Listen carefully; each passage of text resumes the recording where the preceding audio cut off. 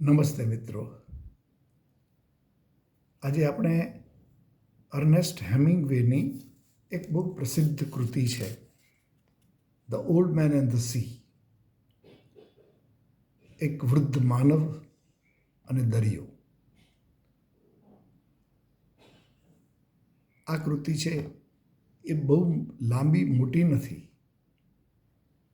એને આપણે લઘુ નવલકથા કહી શકીએ એવી કૃતિ છે, 101 પાનાની આસપાસ, પરંતુ બહુ જ મિનિંગફુલ, બહુ જ અર્થસભર એવી આકૃતિ છે. આપણે એ પહેલાં અર્નેસ્ટ હેમિંગવેના જીવનની, બાયોગ્રાફીની થોડી વાતો કરીએ. અર્નેસ્ટ હેમિંગવેનો જન્મ ઇલિનોય ના ઓક પાર્કમાં 1899માં થયેલો અને એમનું અવસાન 1961માં થયેલું. અર્નેસ્ટ હેમિંગવે નાની ઉંમરથી લખવાના શોખીન હતા. એમને એ ખૂબ ગમતું. અને જ્યારે પ્રથમ વિશ્વયુદ્ધમાં અમેરિકા જોડાયું ત્યારે હેમિંગવે પોતે ઇટાલિયન લશ્કરમાં એમ્બ્યુલન્સ યુનિટમાં સ્વયંસેવક તરીકે કામ કરવામાં જોડાયા. પછી તો એ દરમિયાન જ એ બહુ જ મોટી રીતે ઘાયલ થયા, ભારે ઘાયલ થયા અને હોસ્પિટલમાં એમને લાંબા સમય સુધી રહેવું પડ્યું. હોસ્પિટલાઇઝ કરવામાં આવ્યા. પણ પછી એમણે એક લેખક તરીકે સતત કામ કર્યું. એ પોતે એક લેખક, પત્રકાર અને રમત અને સાહસમાં રસ ધરાવનાર માણસ હતા. એ આધુનિક લેખકો દ્વારા, કેટલાક આધુનિક લેખકો દ્વારા પ્રભાવિત થયેલા અને એમણે લેખન શરૂ કર્યું. 1952માં એમણે the old man and the સીનું પ્રકાશન થયું અને પછી એ આફ્રિકન સફારી પર ગયેલા, પણ ત્યાં પણ વિમાનના એક અકસ્માતમાં ઈજા પામ્યા અને પછી તો મૃત્યુ સુધી છેક એમને સતત પીડા, વ્યથા સહન કરવી પડેલી. 1955થી 56 સુધી એ પથારીવશ જ રહેલા અને એમને શરાબ પીવાની આદત હતી. એનાથી લીવરને પણ નુકસાન થયેલું. અંતે એ 1961માં એમણે પોતાની આત્મહત્યા કરી. બંદૂક લઈને એમણે એમના મોઢા પર રાખીને, દાઢી પાસે રાખીને ગોળી મારી દીધી અને પોતાની જાતને મારી નાખ્યા. આપણને એમ થાય કે આવો હિંમતવાન, સમજદાર એવો માણસ કેમ પોતાની જાતને મારી નાખે, આત્મહત્યા કરે? પણ એ પોતે એમ માનતા કે જીવન તો હિંમતભરી, એમાં માણસે હિંમતભરી જીવન જીવવું જોઈએ અને જો એવું જીવન ના હોય તો મરવું પણ એ હિંમત છે. એટલે એને મન એ કોઈ દુઃખદ ઘટના એને નહોતી ગણતા. અલબત્ત આપણે ચોક્કસપણે કહી શકીએ કે એ વધારે થોડું લાંબુ જીવ્યા હોત તો વિશ્વના સાહિત્યને હજુ પણ થોડુંક પ્રદાન એમના તરફથી મળ્યું હોત. એમની જે કેટલીક પ્રસિદ્ધ કૃતિઓ છે એમાં the sun also rises, a farewell to arms, for whom the bell tolls, the old man and the sea જેવી આ નવલકથાઓ છે. એ ઉપરાંતમાં એમને ટૂંકી વાર્તાઓ પણ બહુ સરસ લખેલી છે, શોર્ટ સ્ટોરીઝ. એટલે એક પ્રસિદ્ધ લેખક તરીકે એમણે કામ કરેલું છે અને એમની એક કૃતિ છે જેના માટે એમને નોબેલ પ્રાઇઝ મળેલું 1954માં, અને એ કૃતિ હતી જેનું આજે આપણે ચર્ચા કરવાના છીએ, એની વાત કરવાના છીએ. એ કૃતિનું નામ છે the old man and the C. પ્રથમ તો આ કૃતિ છે એ લાઈફ નામના એક સામયિક મેગેઝિનમાં પ્રકાશિત થઈ હતી, અને પછી એના માટે જ એમને 1954માં નોબેલ પ્રાઇઝ મળેલું. એટલે એ વિશ્વના એક પ્રસિદ્ધ લેખક તરીકે જાણીતા બન્યા. હવે આપણે આ કૃતિની વાત કરીએ તો આ કૃતિ છે એમાં પાત્રો બહુ જ ઓછા છે. એનો જે મુખ્ય પાત્ર છે, જે એક વૃદ્ધ મોટી ઉંમરના માણસ છે જેનું નામ છે સાન્તિયાગો, અને એમનો એક વફાદાર શિષ્ય હતો, એનું નામ હતું મેનોલિન. આ મેનોલિન છે એક તરુણ છોકરો હતો જે આ વૃદ્ધ સાન્તિયાગોની સેવા કરતો, એને મદદરૂપ થતો, અને ઘણીવાર તો એને ભૂખમરાથી બચાવવા માટે ચોરી કરીને પણ ખોરાક લાવતો, અથવા તો સખત મહેનત કરીને ભીખ માગીને સાન્તિયાગોને એ ખોરાક પૂરો પાડતો. આવો એ એનો શિષ્ય હતો. બાકીના જે પાત્રો છે એ તો બેકગ્રાઉન્ડમાં હોવાથી એનો ઉલ્લેખ કહી જ ન શકાય. હા, એક વાત હતી કે આ જે મેનોલિન છે એ મેનોલિનના પિતાને એમ લાગ્યું કે આ સાન્તિયાગો સાથે શા માટે સતત કામ કરે છે, આ તો વૃદ્ધ માણસ છે, અને એટલે એણે બીજે એને મોકલેલા એના પિતાએ મેલોનિનને. પણ મેલોનિન પાછો આવી ગયો, અને ત્યારે એ ફરીથી પાછો સાન્તિયાગો સાથે જોડાયો અને એને કહ્યું કે હું તમારી સેવા સતત કરતો રહીશ. હવે આ સાન્તિયાગોની જે વાત છે એ એવી છે કે એક વૃદ્ધ મોટી ઉંમરનો માછીમાર હતો. એક વખત એણે 84 દિવસ 84 ડેઝ સુધી દરિયામાં માછીમારી માટે નીકળી પડેલો, પણ 84 દિવસ સુધી એ એક પણ માછલી મેળવી શક્યો નહીં. એટલે એક પણ માછલી વિના એનું જીવન કેમ ચાલે એ સવાલ હતો. એ વખતે જ મેનોલિને એને ભૂખમરાથી બચાવ્યા. પણ સાન્તિયાગો છે એ કંઈ હિંમત હારે એવો નહોતો. આ 84 દિવસ પછી એણે ફરીથી નક્કી કર્યું કે 85મા દિવસે 85th ડે એ વખતે એણે નક્કી કર્યું કે મારે તો ગમે એમ કરીને માછલી મારવી છે, અને માછીમારી માટે એ નીકળી પડ્યો. સવાર હતું, ઠંડુ વાતાવરણ હતું, હજી તો અંધકાર પણ હતો, અને એ વખતે એ માછીમારી માટે નીકળી પડ્યો.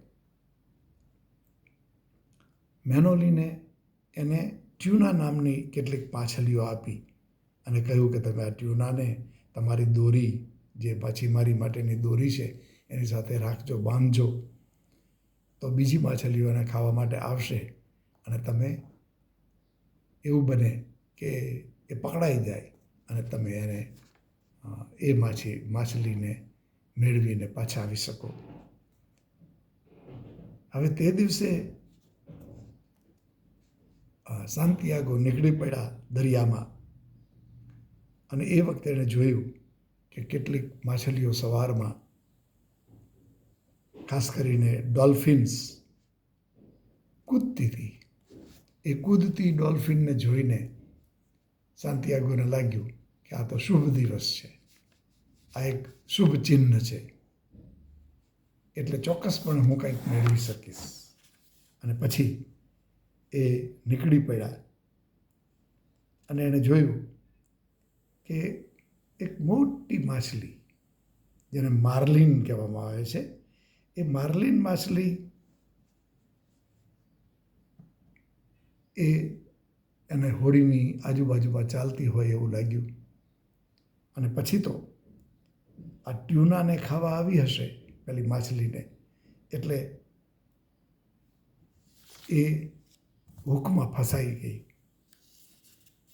અને એ ફસાયેલી માછલી સપાટી પર તો ના આવી, પણ સાન્તિયાગોને એટલો ખ્યાલ આવ્યો કે આ માર્લિન છે એ મારી આ દોરીમાં, એના હૂકમાં પકડાઈ ગઈ છે, એટલે એ મેં મેળવેલી માછલી છે.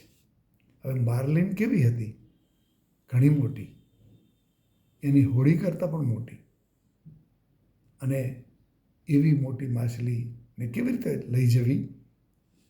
પણ એને નક્કી કર્યું કે હું એને થકવાડી દઈશ, ભલે યાત્રા કરે, પણ હું એને જુદી નહીં થવા દઉં, એને છૂટી નહીં થવા દઉં, એને પકડીને સતત રાખીશ. પણ પછી તો એવું બન્યું કે માછલી છે એ પોતે માર્લિન એ સતત દોડાદોડી કરવા માંડી, દૂર સુધી લઈ જાય, જુદી દિશામાં લઈ જાય, તો પણ એણે સતત પોતાના ખભા પર દોરી પકડી રાખી. નેચરલી બહુ જ થાક લાગ્યો. એક વખત તો બીજી એક માછલી ઉડી અને આવી અને એના ગાલને નુકસાન પહોંચાડી ગઈ, બટકું ભરી ગઈ. પણ પછી માર્લિન છે એ ઉત્તર દિશામાં એની હોડીને ખેંચતી ગઈ. એક વખત તો સાન્તિયાગોને બહુ ભૂખ લાગી, તો એણે પેલી ટ્યુના પડી હતી એને ખાઈને પણ પોતાની ક્ષુધા એને તૃપ્ત કરી. હવે આ પહેલો દિવસ આ રીતે પસાર થયો અને એ સૂર્યોદયની પછી રાહ જોવા માંડ્યો. બીજે દિવસે એણે જોયું કે માર્લિન હવામાં કૂદકો માર્યો. માર્લિને વિશાળકાય માછલી હતી, બહુ જ મોટી માછલી. અને એ વાત જોઈને એને બહુ આનંદ આવ્યો કે કદાચ આવી માછલી કોઈએ નહીં મારી હોય મારા વિસ્તારમાં. એ સૌથી મોટી માછલી લઈને હું જઈશ, અને તો એ બધાને ખાતરી થશે કે મેં કેવડું સાહસ કર્યું છે. આ રીતે એ ડોલ્ફિનને પણ કૂદતા જોયા. એણે એક ડોલ્ફિનને પોતાની હોડીમાં લઈ લીધી, કારણ કે એને એમ થયું મારે કંઈ ભૂખ લાગે ત્યારે કેમ, શું કરવું?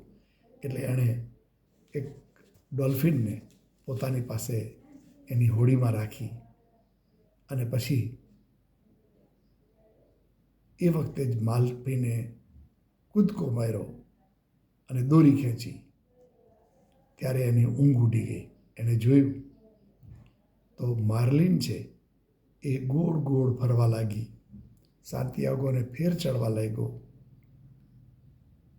પણ એ વખતે પછી એને હિંમત કરીને માર્લિનને હાર્પર, એટલે કે ભાલા પ્રકારનું જે સાધન હતું, શસ્ત્ર હતું, એનાથી એને માર્લિનને મારી નાખી.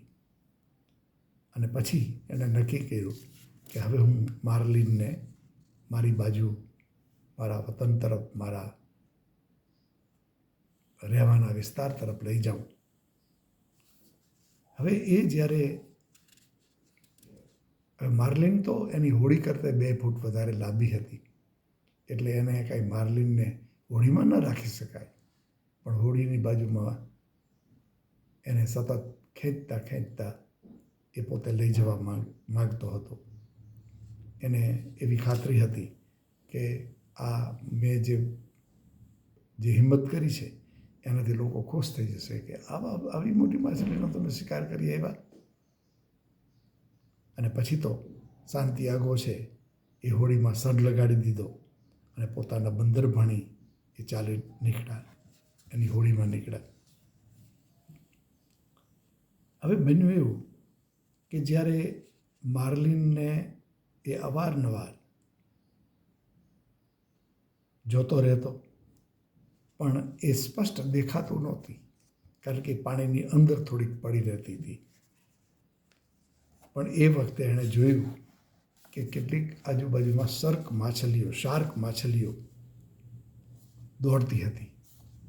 અને એણે જ્યારે નજર કરી તો એને ખબર પડી કે માર્લિનને આ શાર્ક માછલીઓએ તો હાડપિંજર બનાવી દીધું છે. બધું જ એનું માંસ છે ખાઈ લીધું છે અને માત્ર હાડકાઓ જ બાકી રહ્યા છે. તો એવો શિકાર કરીને જવું એ કેવું બનશે? પણ એને થયું કે જે થયું એ, પણ મારે હવે આ માર્લિનને લઈને જ ત્યાં જવું પડે. એટલે મોડી રાત્રે એ પોતાના બંદર પર પહોંચ્યો અને પછી એણે બહાર માર્લિનને ખેંચીને કાઢી તો એને ખબર પડી કે માત્ર કરોડરજ્જુ અને ઊભી પૂંછડી એટલું બચ્યું હતું. બાકી તો બધું જ ખલાસ થઈ ગયું હતું, ખાલી થઈ ગયું હતું અને એ શાર્ક માછલીઓએ જ બધું ખાલી કરેલું. એટલે માર્લિનની નો શિકાર એણે કરેલો ખરો, પણ એનો ભોગ તો લઈ લીધો શાર્ક માછલીઓએ. અને પછી એ પોતે પોતાના બંદર પહોંચ્યો, સાવ થાકી ગયો હતો. એનો પેલો શિષ્ય છે મેલોલિન, એ આવી ગયો અને એણે કહ્યું કે સર તમે આરામ કરો. એ પહેલાં તો ગરમા ગરમ કોફી લાવ્યો, એને કોફી પીવડાવી અને કહ્યું કે તમે આરામ કરો. અને પોતે એમના આ ગુરુ પાસે, એને ગુરુ ગણતો, એ બેઠો સતત જોતો રહ્યો કે બરાબર ઊંઘે છે કે નહીં. આવો એક શિષ્ય ભાવ મેલોનીને દર્શાવ્યો અને એણે જોયું કે એણે સરસ રીતે આરામ કર્યો. આવા સાન્ટિયાગોની વાત એટલે મહત્વની છે કે એક વૃદ્ધ માણસ 84 દિવસ તો સાવ નિષ્ફળ ગયેલો અને પછી 2-3 દિવસ જે નીકળી પડ્યો અને એમાં માર્લિનને માર્યા પછી પણ એનું હાડપિંજર જ બાકી રહ્યું, એણે જોયું. તો આવી રીતે એણે કશું જ જીવનમાં મેળવું ન ગણાય અને છતાં પણ એ ક્યારેય હિંમત હાર્યો નહોતો. એ જ્યારે આરામ કરતો હતો ત્યારે એને સિંહના સ્વપ્ન આવતા હતા. એ સિંહના સ્વપ્ન આવવા એ બતાવે છે કે એનામાં સતત બ્રેવરી, બહાદુરી, હિંમત, સાહસ એ ભરેલા રહ્યા. આવું જીવન જીવનારો એ સાન્ટિયાગો એક વાત બહુ સરસ રીતે હેમિંગવે એના દ્વારા દર્શાવે છે. એ કહે છે કે man can be destroyed but not defeated. તમે માણસને હરાવી શકો, પરાજિત કરી શકો. આ માણસને તમે મારી શકો પણ પરાજિત ન કરી શકો. માણસ છે એને તમે એનો નાશ કરી શકો પણ પરાજિત ન કરી શકો. માણસ ક્યારેય હારતો નથી. એટલે હેમિંગવે એમ માનતા કે માણસે એવું રહેવું જોઈએ કે જે ક્યારેય પરાજિત બને નહીં. મૃત્યુ થવું એ કંઈ પરાજય નથી. એ માનતા કે મૃત્યુ તો એક સ્વાભાવિક ઘટના છે અથવા તો એ આવવાનું જ છે. તો એનાથી કંઈ ડરવાની વાત નથી. ડરવું ન જોઈએ, ફિયરલેસ રહેવું જોઈએ, અનકોન્કર્ડ રહેવું જોઈએ.